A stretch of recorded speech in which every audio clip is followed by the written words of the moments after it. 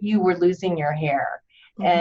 And that seemed like that was a real big component. And so, speaking to moms that are going through cancer, that are losing their hair, can you kind of speak into that? And I love the ways that you worked through that. Can you Mm. share what you did there? Yes. I think it's interesting as women, the hair thing was a big deal. And I think trying to minimize that and say, oh, it's just hair, it'll grow back, was not helpful at the time because honestly, men can kind of look handsome bald.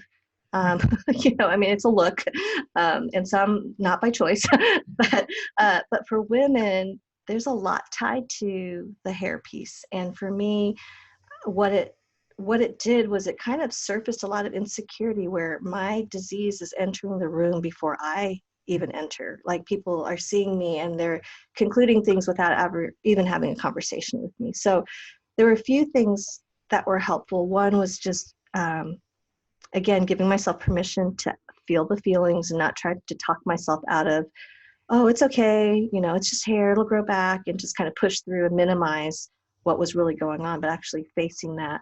The other thing, and I think I had read it in a book somewhere, but it was like, I can, my body, I will lose my hair. This is the whole purpose of chemo is to kill all the fast growing cells, which includes hair. So that's why the hair falls out. Um, and so rather than letting the chemo be the one that determines when my hair comes out, I kind of felt like it was empowering for me to make that, let's do this together. And so this was really sweet. At the time, I didn't have any other friends in my life that had walked through cancer. So I didn't have anyone close to me that I could really talk to about this. So Darren, my husband, he ended up shaving his head bald every day I was bald. And so I knew it was March. This is when the hair is going to fall out. I knew, based from my oncology nurse, who was fantastic, just kind of marking it out. And I could tell, like the amount of hair that was in the drain was increasing. And so we said, we're going to have the awesome threesome and their husbands and kids, and we're just going to have a little, we'll make this into a potluck.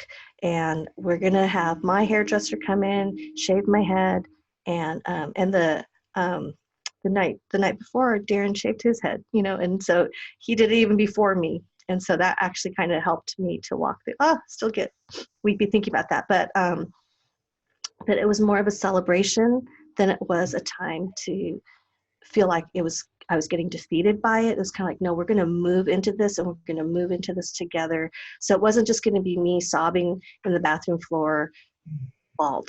Like it was like, okay, that's just helped me a great deal.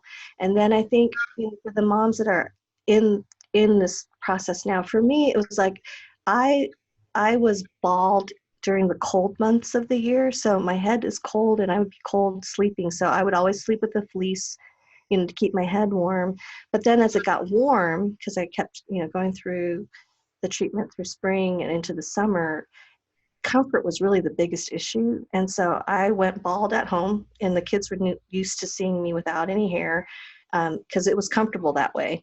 And then I was just mindful of when I would use my wig, which was really only a handful of times because it was kind of itchy and unfamiliar. But when I was invited to a wedding, I wore a wig because I didn't want to distract from the bride, the groom, the celebration. So, but the funny thing, Jenny, is I look at the photos and my hair is different in each one because it was like, oh yeah, it's a little angle here. So, but it was important, at that time to be able to celebrate them and not have it be, oh, there's the bald person or there's the person with the scarf on. So, yeah, so I felt like, whatever was comfortable. I learned to tie some really cool scarf looking things, just twisting them around, and I bought some really colorful scarves. But now I look back and I was ready to get rid of those scarves. I was ready to just let that be something from then and, replace it with some other scarves.